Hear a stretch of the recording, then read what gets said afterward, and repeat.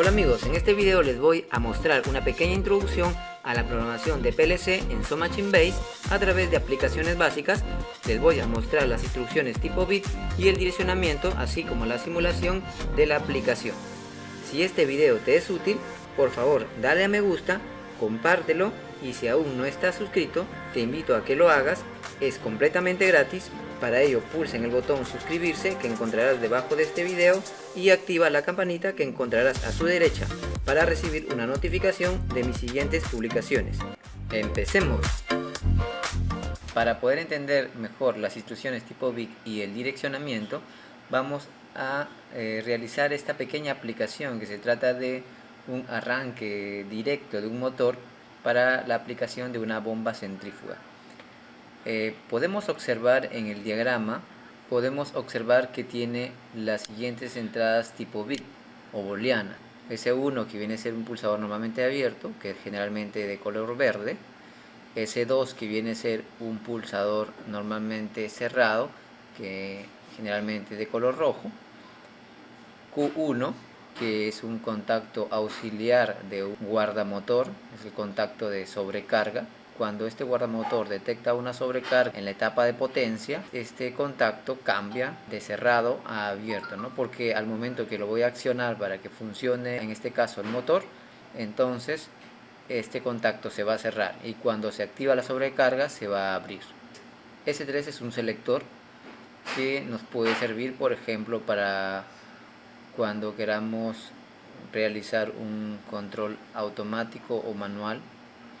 Y S4 viene a ser un sensor de nivel o un interruptor de nivel de líquidos. Como podemos observar, la lógica que se está usando para esta aplicación es una lógica positiva, debido a que se está utilizando los 24 voltios que nos entrega el PLC 221. Se está utilizando los 24 voltios para poder activar a las entradas digitales. Y como le indico al PLC que las entradas son de nivel lógico positivo o nivel lógico alto, haciendo un puente entre 0 voltios de la fuente que me da el PLC 221 con el común de las entradas digitales. Y en cuanto a las salidas, en las salidas vamos a utilizar salidas conectadas a 220 voltios, como por ejemplo la bobina del contactor que va a activar al motor, que sería KM1, y dos lámparas que están conectadas en Q1 y en Q2, lámpara H1 y lámpara H2. Estas lámparas las podemos utilizar, por ejemplo, para determinar el funcionamiento en manual o en automático del motor, o para indicar el funcionamiento correcto del motor, y otras podemos utilizar para indicar falla en el motor, falla ya sea por sobrecarga o otro tipo de falla. También tenemos que indicar que hay un circuito de potencia. En el circuito de potencia tenemos dos elementos muy importantes, que es el guardamotor y el contactor. El guardamotor, que está conectado a las tres líneas de 380 voltios RST y está con el nombre Q1, al igual que en el circuito de mando Q1, que vendría con un contacto auxiliar. Estos tres contactos que ven ustedes son los de contactos de potencia, que van conectados también a un contactor. Este contactor, una vez que se activa, pues alimenta al motor eléctrico. La bobina de este contactor está conectada al circuito de mando. Cuando esta bobina pues es energizada, entonces los contactos de potencia se cierran y se energiza el motor eléctrico. Además de ello, tenemos que indicar la comunicación entre la computadora y el PLC. En este caso se están conectando mediante un switch Ethernet, la PC, el PLC y otros dispositivos. Si quieres saber una pequeña introducción sobre Somachine Base, puedes acceder al video siguiente que aparece en pantalla. Una vez creado el proyecto, podemos guardar proyecto como, podemos elegir una carpeta y podemos guardarlo con el nombre que queramos. En este caso lo hemos guardado como mi primera aplicación. Ya habíamos indicado que tenemos una pequeña aplicación de un control de una bomba sumergible. Entonces para ello vamos a situarnos en la pestaña configuración. En la pestaña configuración, aquí podemos cambiar de controlador o podemos elegir el controlador dependiendo de nuestra aplicación, dependiendo de la cantidad de entradas, la cantidad de salidas que tenga nuestra aplicación. Aparte de ello, también hay que tener en cuenta la tensión de alimentación de nuestro PLC. Entonces, si queremos que nuestro PLC sea de 24 voltios o nuestra aplicación es de 24 voltios, entonces tenemos que elegir cualquiera de los que indican 24 VCC. Si nuestra aplicación puede alimentarse con 220 voltios, ¿no?, desde 100 a 240 voltios, entonces podemos elegir todos los PLC que indican de 100 a 240 voltios. Aparte de ello, muy importante, cuando elijamos el PLC también hay que indicar el puerto de comunicación o los puertos de comunicación que éste tiene. Por ejemplo, hay PLCs que tienen puertos de comunicación serial y un puerto de comunicación Ethernet. Si nuestra aplicación va a requerir comunicación Ethernet, tenemos que elegir todos los que están en la parte inferior o los que indiquen la letra CE. Una vez que hayamos elegido nuestro PLC, que en este caso nosotros hemos elegido el TM221CE24R, que cuenta con 14 entradas digitales, 10 salidas a relé de 2 amperios, 2 entradas analógicas, un puerto serie, un puerto Ethernet, y es alimentado con 220 voltios, o sea, una alimentación de 100 a 240 voltios. Además de ello, si en caso nuestra aplicación requiere de más entradas, más salidas, o inclusive ya de salidas analógicas, entradas especiales, por ejemplo, TM3, los módulos TM3, los módulos TM2, que son módulos también antiguos que se utilizaban con Tuido o con los controladores Tuido. Entonces tenemos aquí los TM2, los TM3 en digitales, por ejemplo, si queremos 16 entradas más o 8 entradas más digitales, ya sea a 24 voltios o ya sean a 120 voltios. Aparte también se tienen módulos de salidas a relé, o también módulos de salidas a transistor. Además de ello, se pueden agregar módulos o cartuchos. En este caso, este PLC me acepta un cartucho y se pueden arrastrar y colocar en el PLC. En este caso, solo vamos a usar el PLC, no vamos a usar ningún módulo de TM3, TM2 ni tampoco cartucho. Una vez que hemos elegido el PLC, que podemos inclusive ampliar la imagen, y podemos observar las conexiones que tiene, con las que cuenta este PLC, tal y cual hemos colocado en nuestro diagrama o en nuestro circuito de mando. Tiene una fuente de alimentación de 24 voltios, salida, un común de las entradas digitales, 14 entradas digitales, y tiene 10 salidas digitales a relé mediante 2 comunes, ¿no? Esto lo puedo utilizar para una tensión y este otro común la puedo utilizar para otra tensión. Por ejemplo, si tengo salidas a 24 voltios, entonces utilizaría el primer común, y salidas a 220 voltios utilizaría el segundo común. Aquí tenemos lo que son las entradas digitales, las salidas digitales y las entradas analógicas. Vamos a usar entradas digitales. De acuerdo a nuestra aplicación, vamos a dar doble clic sobre entradas digitales y en la parte inferior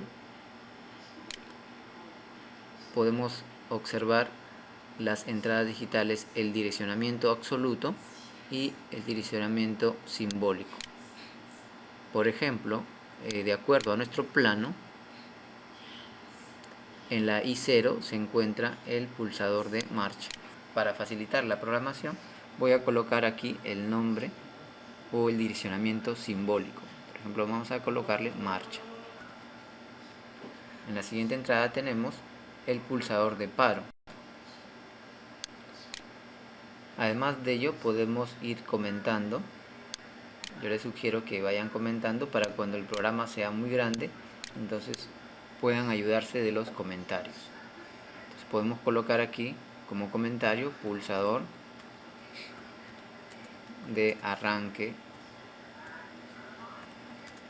del motor.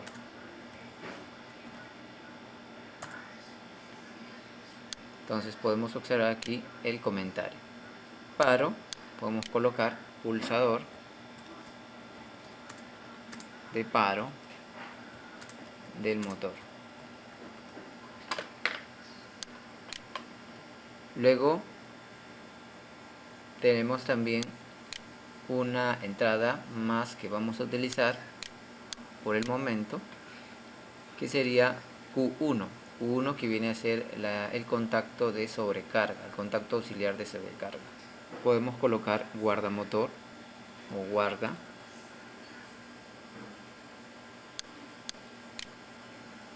Y colocamos por acá auxiliar o contacto auxiliar, también podemos colocar, de guarda motor.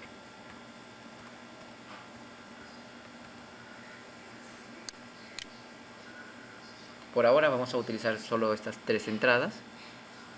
En salidas nos indica que si debemos aplicar los cambios, le damos sí. En salidas tenemos el direccionamiento absoluto, que sería en este PLC porcentaje Q0.0 para la primera salida y porcentaje Q0.9 para la última salida, en este caso la salida 10. Y también cuenta con direccionamiento simbólico. Vamos a utilizar también el direccionamiento simbólico. La primera salida, según el diagrama, la primera salida, la Q0, es para el contactor del motor. Entonces vamos a colocar motor. Y la salida Q01 sería una lámpara. H1, una lámpara. La Q2, una lámpara H2. Entonces aquí vamos a colocar en Q01, vamos a colocar en marcha.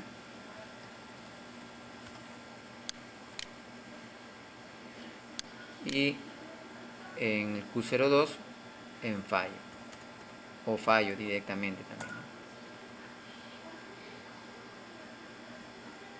En motor podemos colocar aquí motor de bomba centrífuga como comentario.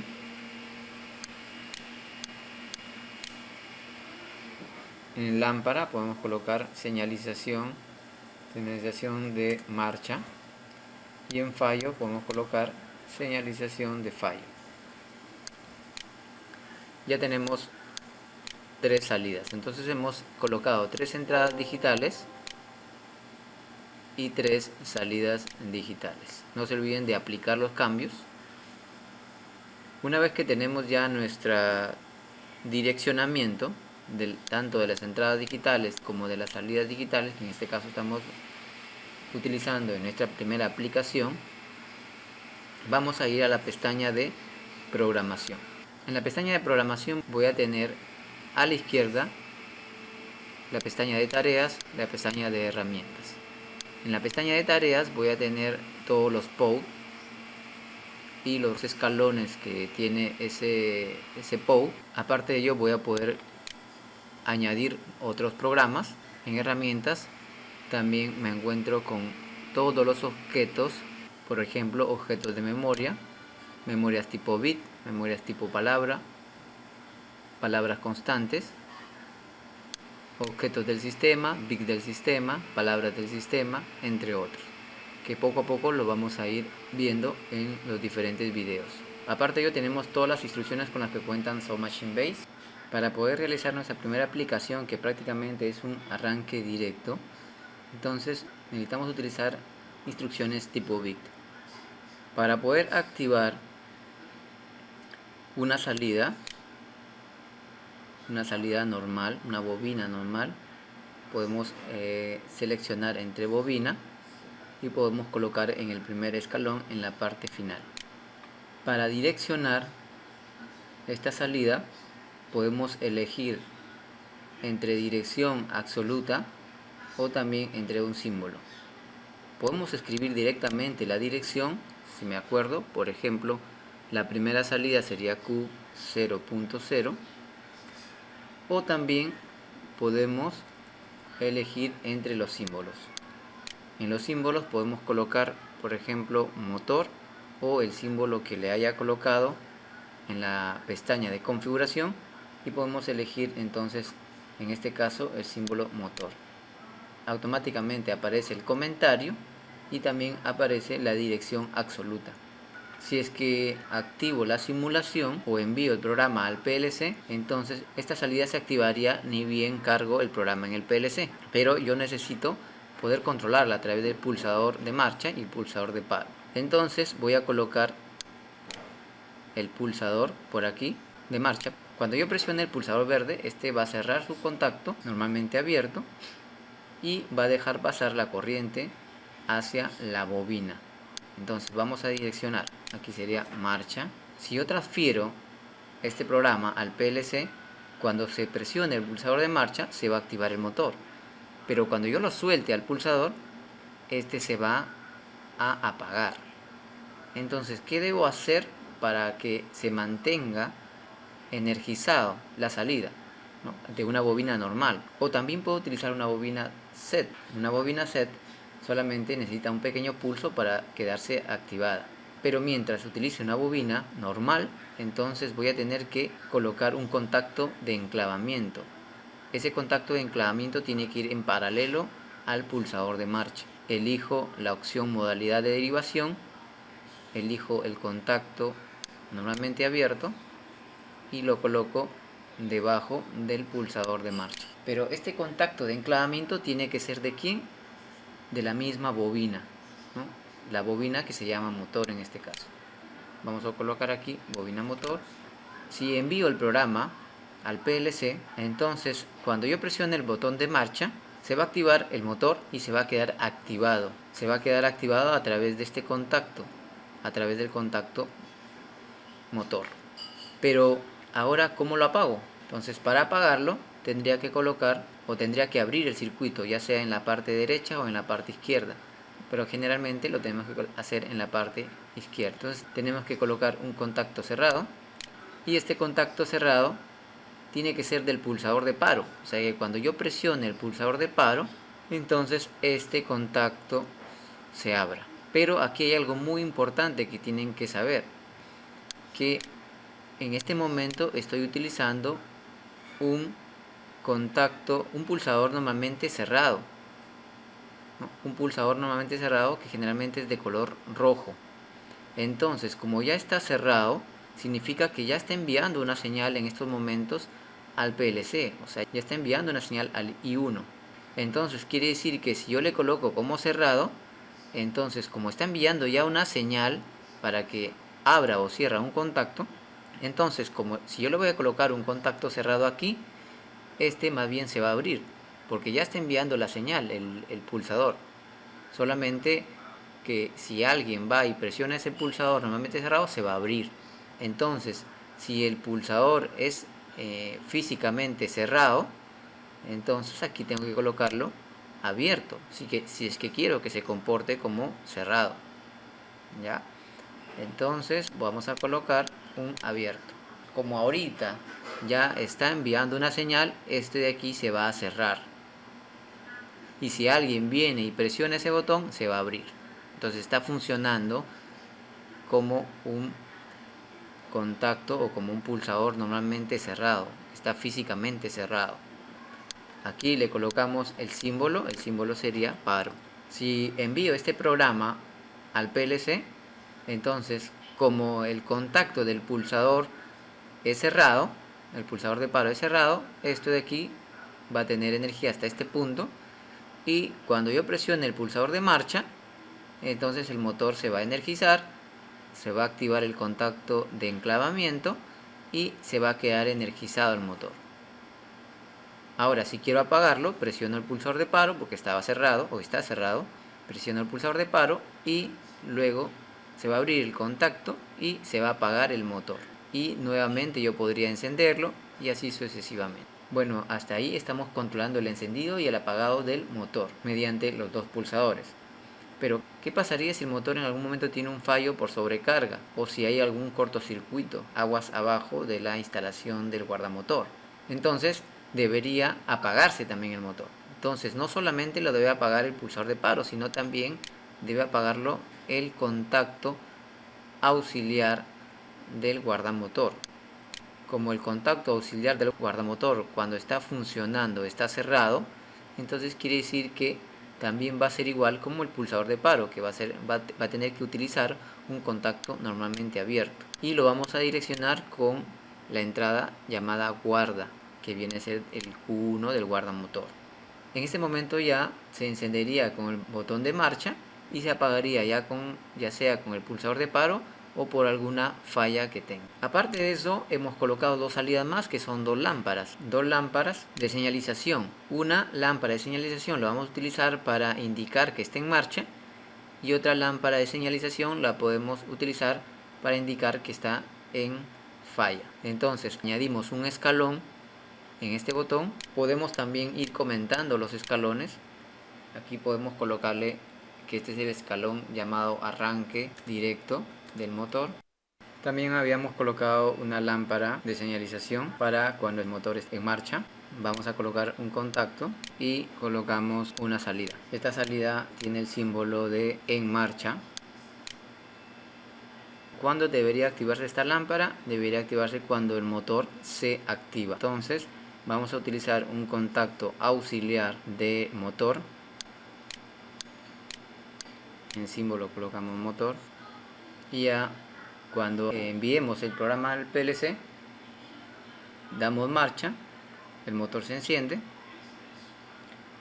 y luego este contacto también se cierra y la lámpara también se enciende. Si queremos utilizar un bit del sistema, podemos colocar un contacto, por ejemplo ese bit del sistema, para que esta lámpara parpadee. Podemos utilizar los bits del sistema S, donde S6 significa un tiempo base de un segundo, un generador de tiempo base de un segundo.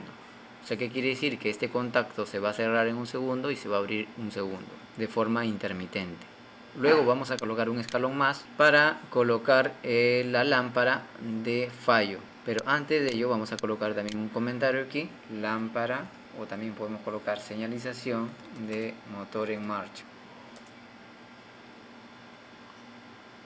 Luego podemos colocar aquí también en comentario, en el siguiente escalón, motor en fallo.